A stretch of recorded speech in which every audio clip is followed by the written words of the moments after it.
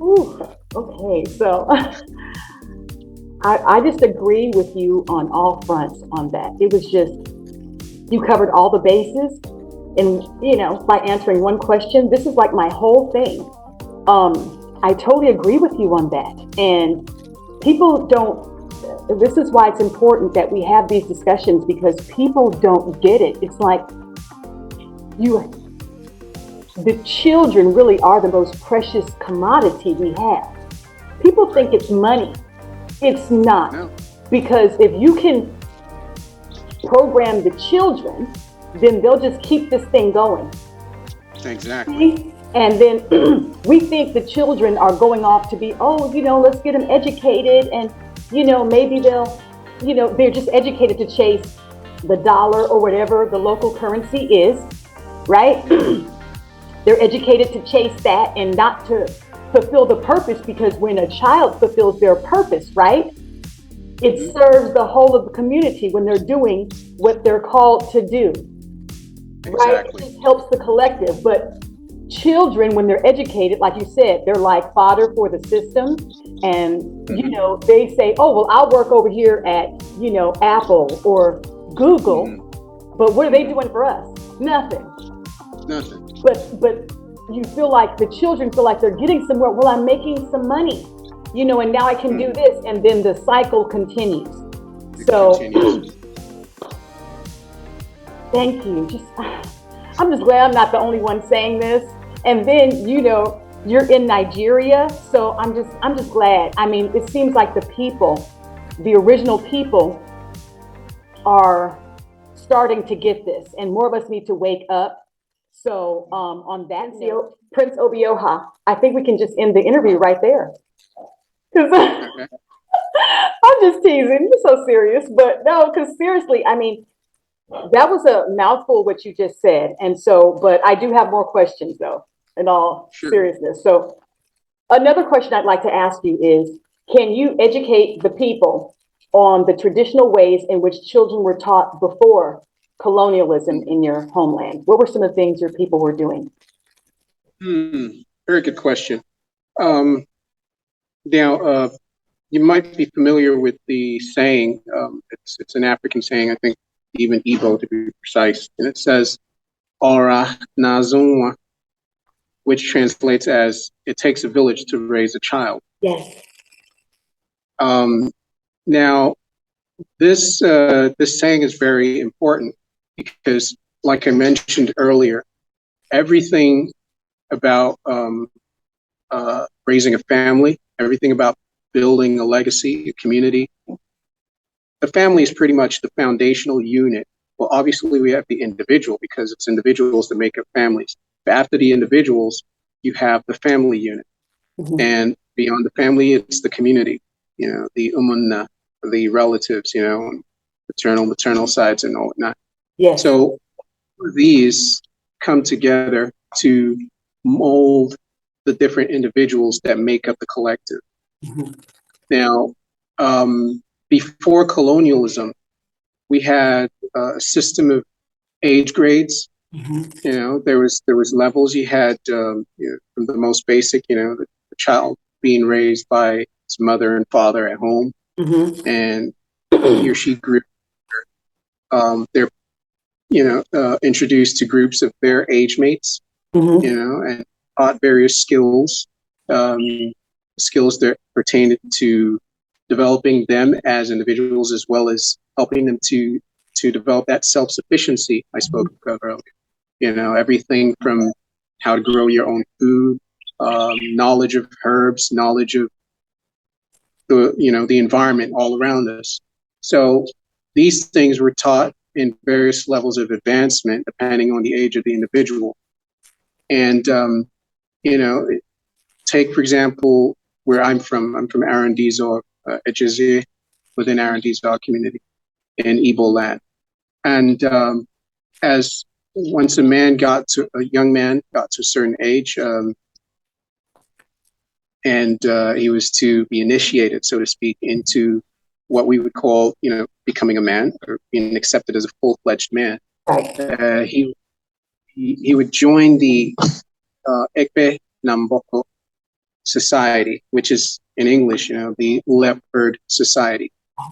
And this society, it cuts across the Aro, Igbo communities, as well as the Ekoi in Calabar Cross River, and the Akwa Ibom peoples, and even across the border into southwest Cameroon, amongst the Oroko, my mother's other side. So it's a far-reaching society, and in this grouping, young men, women have their own version of that as well. I can't remember the exact name, pardon me, but both groups would be initiated into this grouping, and there they would be taught even more things, more advanced parts of our cultural heritage. For instance, the writing system, which we have called Insibidi, and it would interest you to note that Insibidi, which is also called Akago. Akago translates as leopard hand, right? This writing system is actually the forerunner of the more known hieroglyphics you find in Tibet, as well as the cuneiform. So all of these are suppressed knowledge, suppressed information by the mainstream media. They like to push that narrative that Africans didn't write, and then try to pass the hieroglyphics off as either some alien writing system or something that was totally un-African. Right. These are, they're false. So it all started here, and this region of the world, which they call the heart of the dark continent, is where it all started. You hear about the out of Africa or the Bantu migrations. It sprung up from this region, the axis, the southeast Nigeria, southwest Cameroon axis. So even the oldest human remains, I believe, were found just across the border in Cameroon not too long ago. So all of these facts and records are there, anthropological and etymological as well. Now, we had all these systems, and we preserved these systems to the best of our ability throughout the ages, until, of course, the arrival of Europeans with their multi-pronged attack, religious, the missionaries, and of course the military arm, and the economic aspect as well. So all of these disrupted what was a beneficial, efficient, and holistic system of grooming individuals, and building communities and building nations. These were systems that had been perfected over time. But in what seemed like the blink of an eye, it was all kind of just, almost entirely wiped out and then replaced with something that, like I said before, is more or less geared towards serving, the machine that is the industrial complex of Europe and the West in general, globalization and all of that. So had these systems, the age grade system, for women as well, in terms of marriage. When you talk about marriage, women were groomed. The men had their age grades, the women had their age grades as well. As young girls approached, marital age, they were, today in more contemporary terms, they call it the fattening room. It wasn't necessarily a fattening room, but depending on the culture, for example, I hear in Mauritania, they actually, fatten the young ladies by feeding them a very fatty diet of couscous and I think camel milk or something of that nature. But here, the ladies were groomed on every type of skill. They were taught the skills that were required to maintain a home, to raise balanced children, to support their husband, whoever it was that they were going to marry. And the things that helped, when you sit back, you ask the average person and they would say, oh, go back maybe 30, 40, 50 years ago, marriages were better off than they are today, or more successful than they are today. Yes. It's because of those traditions that were practiced, Yes. from memorial. But with the advent of globalization, westernization, a lot of these things have been sidelined. Now pretty much satellite TV is the source of information or education, so to speak, for the average person. And who run TV, the satellite TV stations, the channels, they're not Africans, they're not Igbo, they're not Nigerians.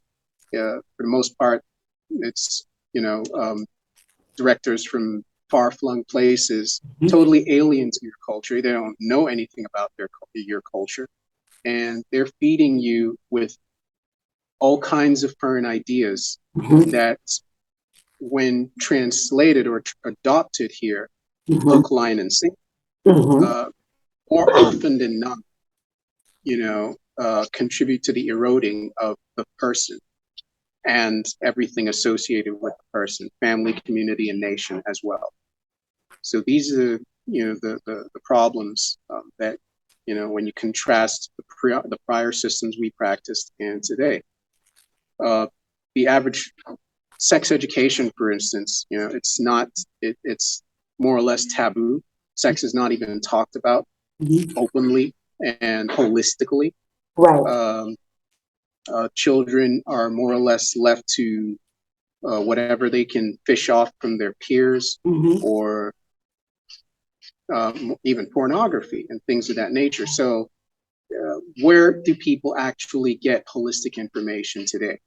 That's a thing. Because in the old days, these things were taught. People were, they were schooled or groomed in everything about their body, how to utilize their body optimally and in ways that would keep them in a balance spiritually, physically, and sexually as well. Because I always tell people that sexuality and spirituality are inseparable bedfellows. This is something that a lot of people fail to understand, and the West kind of like tries to create that dichotomy between spirituality and sexuality. And that's why you have a lot of unbalanced people, because you can't separate the two. And when you try to separate the two, you create that dysfunction and perversion of what is actually the most powerful ritual taught to humanity. So these are some just highlights of areas where the prior age grade system that we practiced really benefited us as a people as compared to what is the norm today. So I always say that trust and belief in yourself and an open mind is all that is needed as far as homeschooling one's children. But from a father's perspective, do you agree, or would you say that something else is needed, especially in today's time? There's a lot of, it's really messed up right now. So to kind of get back, what do you say is needed? Is it more than that, trust and belief in yourself? Is there something more that's needed? Good question. Obviously, it's one thing to amass knowledge and information, and it's another thing to share it. It's easier to get than to give, but in actual fact, when you give, you're getting more, right? I always like to point at these famous words by Joseph Hill, the lead singer of Culture, the reggae group. And he would say, food no sweet in a one man mouth, right? Food isn't sweet in one man's mouth. You got to share it. And then everyone, agrees that it's sweet. So what am I trying to say in regards to the question? Obviously, it takes a lot of confidence, self-confidence, to be able to try to share what you know with another human being, especially when it's your child.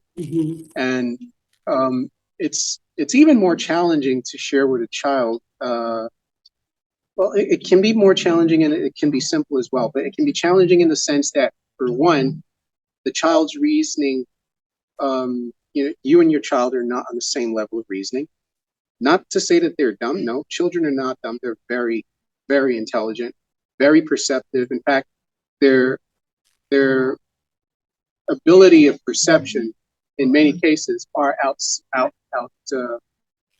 exceeds ours as adults, right? Because there are a lot of things that escape our attention because of, the challenges and things that we are faced with, in daily life.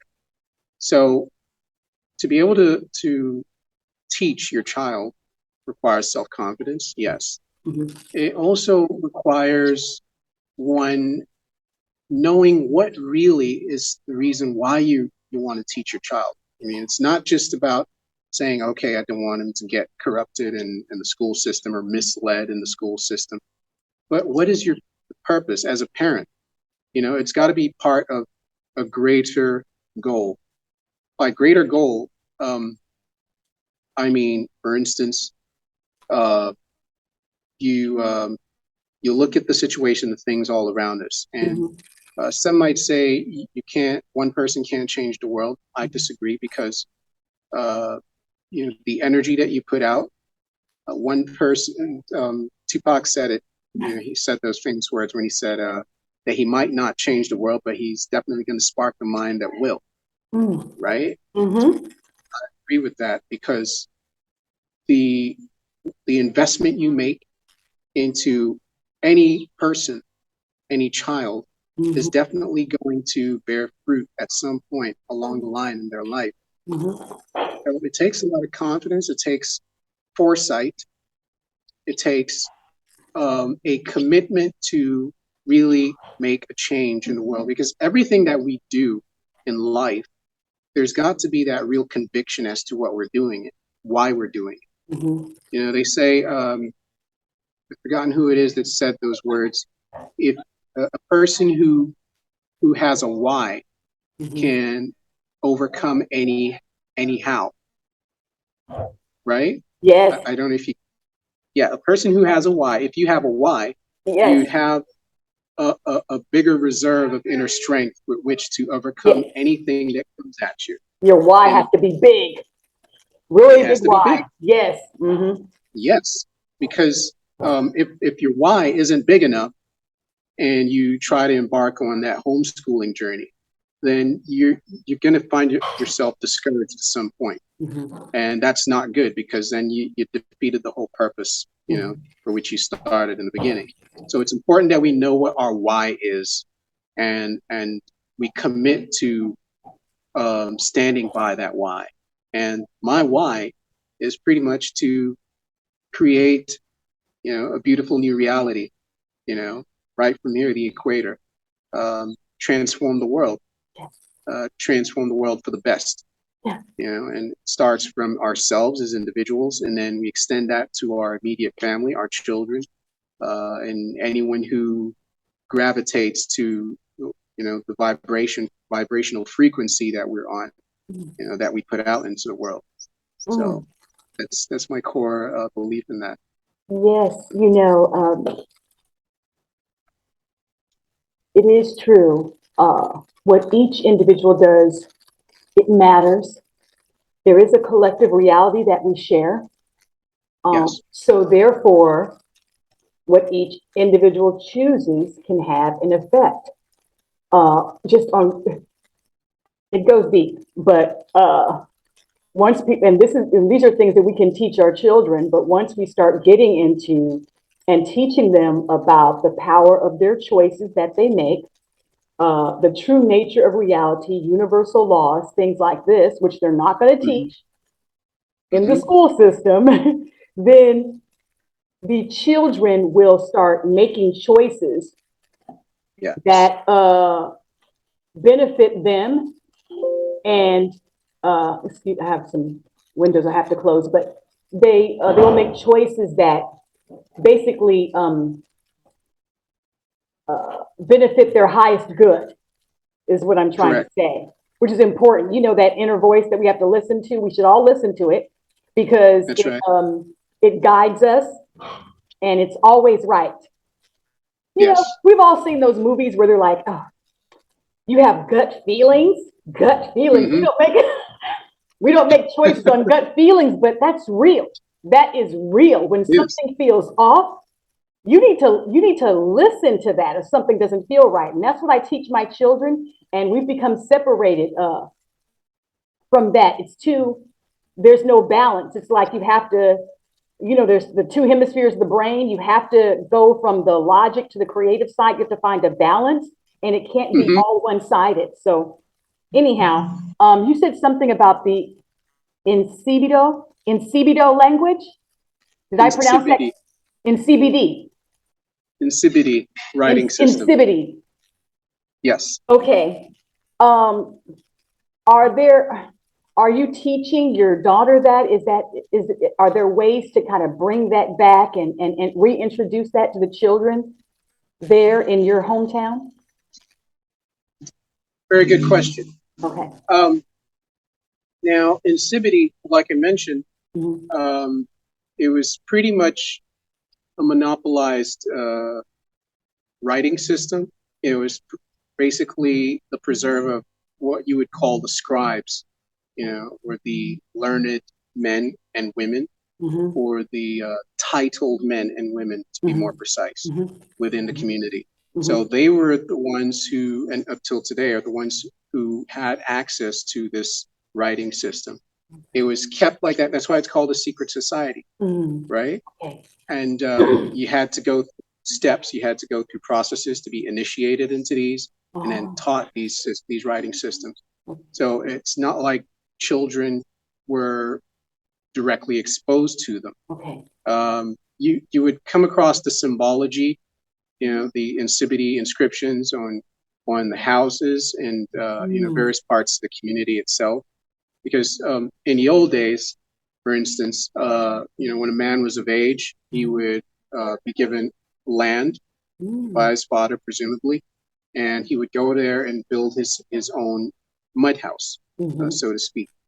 And when he would find a wife, the women usually were the ones who decorated the houses. They were artisans, say they would, pretty much design or paint the houses of their husbands with these inscriptions, with these symbols, and Mm. so in that respect, children were exposed to these things, and obviously your parents might have explained the symbology or the wisdom behind various symbols to them, Okay. but their in-depth encounter or coming into direct contact with that writing system in depth would occur when they advanced to being initiated into those societies as they aged. So that's pretty much how it was structured. But on a personal note, I do have access to various materials, regarding insipidity, which I, accessed on my own and began to study. This was as far back as 2008 when I was in Ghana at the time.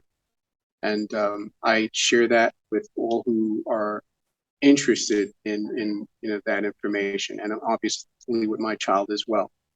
Um, just like I teach her to speak our language, Igbo, which is very important. Yes. Uh, Igbo, you see, there has to be that personal desire and interest. For me, like I said, I've always been a curious fellow, Mhm. and I, at the time when we returned to the continent in '93, and I would, whenever we would come to the village, like where I am right now, I would listen to my parents and others, guests as they spoke, the language, our Igbo tongue. And I'd listen intently. If I happened to be in close proximity, I'd even, look at their lips, Mhm. Mhm. and then I would pick up Igbo books. My paternal grandmother had, a few Igbo books in her library, and I would go through those. I would basically try to teach myself to read Igbo. Mhm. So I'd Yes. get familiar with the words, and in time I started practicing how to write in Igbo as well. So that self-learning thing I applied it to getting more intimate with my mother tongue. And that's very important. So I try to inculcate into my daughter as well. And it's something that we should all do, because for the most part, most of the schools do not teach the native languages, Right. most of them. And even if it is taught there, it's more or less made as an optional subject. It's not compulsory, which is wrong. I mean, everything that we're taught in English, and mother tongue is sidelined. In fact, I remember very clearly when we returned from the US in 93, when in primary 5, if students even spoke in the classroom in Igbo, they were, aside from being ridiculed by their fellow students, they could be penalized by teachers. Wow. Yeah, right here in Nigeria. Wow. You'd be penalized for speaking your mother tongue. They called it vernacular. That was the term they had for it. And these are all remnants of the colonial era, because they did their best to make sure that our native languages, our mother tongue, was removed from us. You have people putting aside their Igbo names to adopt English names. And in fact, to get a better job or things like that, they would put their English name first and all whatnot. On my birth certificate, you see George Maxwell Obioha Kanu. But as time went on, I switched it around, and I put my Igbo name first, Obioha, and just abbreviate the English one. That was very intentional. We need to be intentional about these things. Put our culture, our identity ahead of us, because that's how we are identified before the world. The fact that you adopt a foreign language name contributes to the appropriation of your accomplishments, because 100 years from now, 1,000 years from now, let's say you happen to be someone who invented something very useful to humanity, and then they're like, okay, who invented this thing? And they check the name, and it's John Smith, right? The first thing that comes to your mind is it's some European somewhere, but maybe not knowing that the person's name was John Chinedu Smith.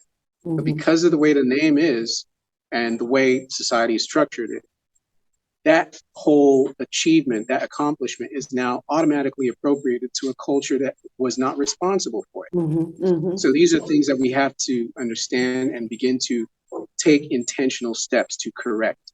The changing of the names of various localities in our country, English names and things of that nature. All of these have their repercussions. Words are spells. The names that you bear impact the trajectory of your life and the heights that you're going to, reach in life. So we have to really embrace who we are, and therein lies our power. A very illustrious son of Arandizo, of my hometown, the late Mazi Mbonu Ojike, he said these famous words that I always quote. And he said, boycott all boycottable foreign goods and culture and return to the land. And that pretty much sums up the path that we need to tread if we want to recapture our lost glory as a people, wherever we find ourselves in the world. It's not to say that we should turn our backs on, for instance, modern technology and all whatnot. No, that's not what it means. It's like, be intentional about the things you do, how you live.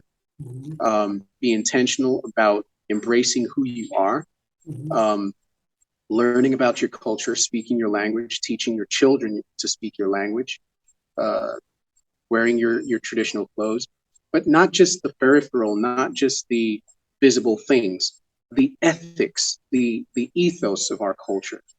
Our culture is one of honor. It's all about integrity. We have a saying, "Ezioku bundo, okwase oonwu," which translates to English as "truth is life, but lies or falsehood is death." What else can I say? I mean, if you are not being true to yourself, everything else about you, everything else that you build or accomplish in life is a lie, because the foundation is a lie. right? Mm-hmm. So we need to be true to ourselves. And how do we do that? By embracing who we are, by turning the tide and stop, denigrating our roots and where we come from and the traditional names that we should actually bear. Stop looking down on who we are. Stop trying to be whiter than the white man or more Christian than the Pope, and things of that nature. Because when you do that, you water yourself down, you relinquish your power and reduce yourself to just being, at the mercy of everyone else. That's fire. All right. Yeah. So another question I have is, in your opinion, why do you think oftentimes men shy away from participating in their child's education? Very good question. If we go back to the old days, men and women were equally involved in the raising of their children, right? Because obviously the masculine and feminine both have value to add in the grooming of any new individual that's come into the family. Correct. Like I mentioned, there was the age grades. Boys were, grouped up as young boys. They had mentors, they had teachers who guided on everything it took to be a self-sufficient, productive young man, right? Who created value for himself and for the community at large. Same was done for the women. So that engagement was there, fathers and mothers alike. But fast forward today, the apparent disassociation of men from directly being involved in raising their children. Now that I think of it in hindsight, I realized something. And, when the Europeans arrived, right, they studied us as a people. They studied how our communities were structured. They studied everything about us, right, to be able to know where to attack us from. And they observed and understood that the family unit was central to everything. And they had to tear that down. They had to tear down the family unit. Once that was, in rubble, then the spirituality and everything, the individual would collapse along with it. So what happened was when they would come into the communities and, approach the leadership and maybe secure some portion of land for their camp or whatever, they, especially the missionaries who were usually their first point of attack, the missionaries targeted the women, right? And they targeted the women because they understood that the women spend more time with the children, just naturally. Yes. And so what happened in many communities across Igbo land was that most of the initial converts to Christianity were women. And where the woman goes, the children are going to follow. So a trend unraveled where you would have on Sundays, the women would leave for church with the children, and the men would stay behind, maybe discussing or, pouring libations and communing with the ancestors and appeasing the gods of the land. So that disconnect started right there and then. So you have a situation where obviously women are not listening as much to their husbands because you can't be, like even the Bible says it, you can't serve two masters, right? So once a woman is seeing Jesus Christ as her Lord and Savior, and the Father, and the Father, and the Father of her life and everything, then where does the husband fit in? So that has automatically created a disconnect, a gulf right in the family. And then the children are captured right from that tender age. And this continued back then. From all the records I've studied, children would usually go off to school maybe between the ages of 10, 15 and all whatnot.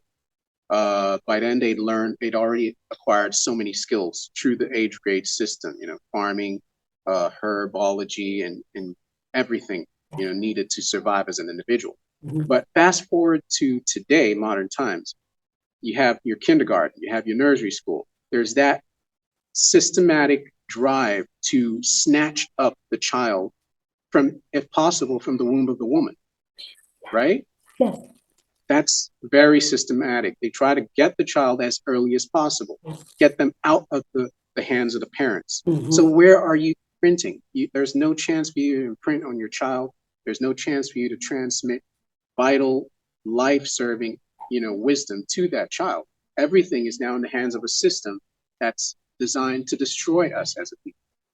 So the whole disconnect, again, in regards to the question, men, the way the system is structured has put or entrenched that mental disconnect for most men, that they're not directly involved in the raising of their children. It's now labeled as a woman's job, which originally wasn't just a woman's job. It was the job of both the man and the woman. But with the way the society is structured today, everybody going out to hustle and earn a living, men and women alike. And then the men kind of more of throw everything in terms of child raising on the shoulders of the woman. And then they go out to work. And when they come back from work, it's, the bar, drinking with their buddies, and then back home. There's no connection. There's no communal feeling, between fathers and their children. And in fact, by default, parents and their children as a whole. Oh my gosh. Okay. So everything really starts in the home, and it's so important. As we can see, this issue it's so big, and it's not just here in America, right? You're my first guest from a different country. And so as we can see that, this thing is big, and it's important for parents to bring their children back and bring them back home, educate them, imprint your traditions, morals, and values, because it's not the school system's job. It was not set up to do these things for our children. People have to really, really understand that. I went to public school, and there was so much that I was not taught. Prince Obioha, there's one last question I want to ask you before we wrap things up, because I see that you're losing the natural light. So as far as the disconnect and there being an overlay in the school systems between our countries, let me ask you a question. What were you taught in school about the transatlantic slave trade, if anything at all? Because were there stories, and outside of school, were there stories passed around about 12 million slaves or 12 million people being taken from the west coast of Africa? I'd love to know what you heard about that or taught about that. In all honesty, I learned nothing about the transatlantic slave trade during my school days. Everything I know about transatlantic slave trade, or rather, it shouldn't be a slave trade. It was a human trafficking, enterprise. They kidnapped humans and turned them into slaves. So everything I learned about that, I learned on my own, through my own personal research. Like I said, I used to buy books that were not in the school syllabus. In my senior secondary school years, particularly SS1, history was not even a compulsory subject, right? It was not compulsory. It was optional. Now in SS1, we had the option of because we had some core subjects that we had to study, and then we had a set of other subjects we could choose from. So in my case, I did study history and government simultaneously while in SS1, but as we progressed to SS2, I left history behind because I favored government more. Now, while studying history in SS1, I remember learning about the Usman Dan Fodio, the jihads that happened in the Muslim incursions into Nigeria, in the 1800s or 1400s or thereabouts. But about the slave trade, so to speak, nothing much, nothing at all. No That stories I from your learned. family? No stories from your family? Just like in general, people saying that Um, they heard that 12 million people were taken from the west coast of Africa? Now, within my family, no, it wasn't. It wasn't a subject that was discussed, so to speak. But like I said again, through my own research, and then of course getting more familiar with our local folk tales and folklore, then I began to piece things together. For instance, my family, my great grandfather paternal, he was one of the wealthiest men. Kanu, this is the name he was known by. He was one of the wealthiest men in Adelohosgi in his day. And pretty much Adelohosgi as a whole, as a community, is a settlement, is one of the settlements or the largest settlement of the old Aro Igbo Confederacy. Now, the Aro were very much involved in what you would term as the slave trade, so to speak, because they were traders. They traded both in agricultural produce, but they also traded, they were a warlike people, right? Within the Igbo community as a whole. And where they would go and try to settle, if they would either set up economic treaties with the locals. If they were welcomed, they would, partner with them, intermarry with them and whatnot. Where they arrived at a certain place, and perhaps they were met with pretty much an unwelcome vibe or hostility, they would retaliate with force. They would conquer the area, occupy it.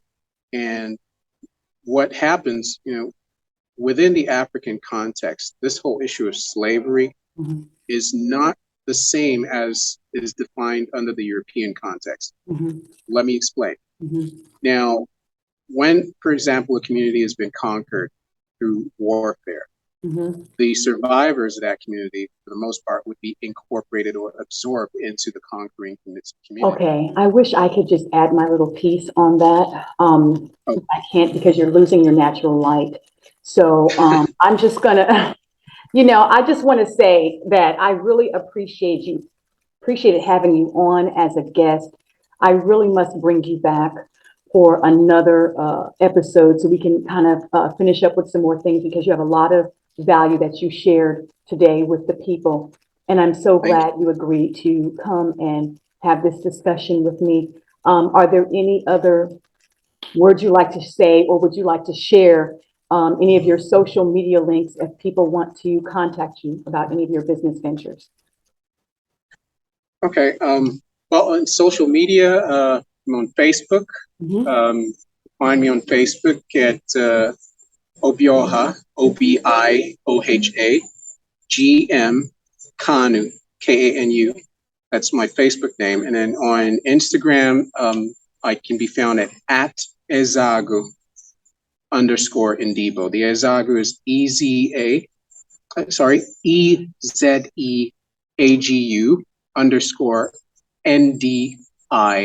_NDIGBO, Ezagu Ndibo. So first of all, I'd like to thank you, Sister Christina. I really appreciate being invited to speak on your show. And I appreciate the work you're doing. The whole theme around your channel centered on homeschooling. I think it's vital that these topics be put to the fore, and brought to the forefront for our people to really engage with. So I'm indeed honored and pleased to be able to share my experiences with you today. Unfortunately, we've lost the natural light at this point. Yeah. But definitely would love to come on again in future where time permits, and look forward to sharing some more. Okay. And we thank you for tuning in as well. And we'll see you next time on Bring It Home with C.N.Smith.